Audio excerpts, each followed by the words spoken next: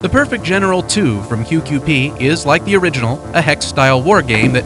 Hey, where are you going? I'm leaving. If this is going to be another war game that takes 3 hours just to learn what buttons to push, and then I have to memorize the entire catalog of military weaponry just to know what kills what, I'm out of here. Hold on. This is The Perfect General 2 from QQP, the folks who brought us The Perfect General. So sit down and relax. I think you'll dig this. Besides, you don't get paid for this if you leave. Hey now, did I say I was going anywhere? Like the original, The Perfect General 2 is a hex-style board game with a basic variety of tanks, artillery, and ground troops. Is that an airplane? There weren't airplanes in the first Perfect General. Yep. The game is pretty much the same as the first with a few minor tweaks and adjustments, all for the better. But when it comes right down to it, this is a move-and-shoot war game. That does sound simple enough. That's because it is. It's a very simple game to learn and play.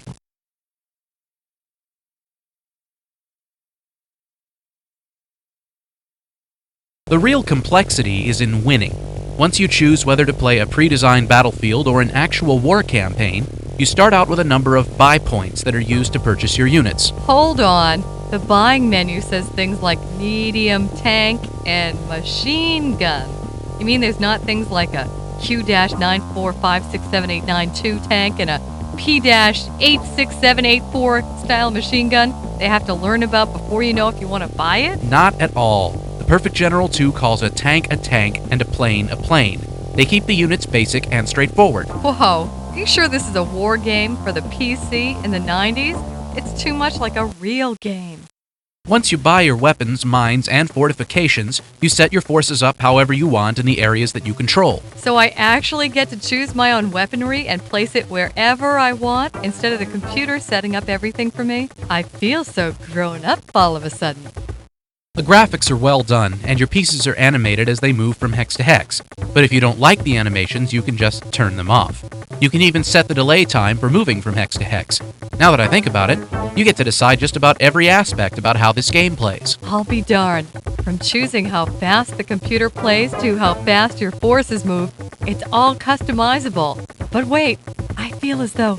Yes, I sense something's wrong. I feel a disturbance in the force. Oh, young Jedi, if one wishes to be nitpicky about these things. Please, nitpick master. I love it when you pick nit. When you're moving your units, each has a certain amount of fuel for the turn.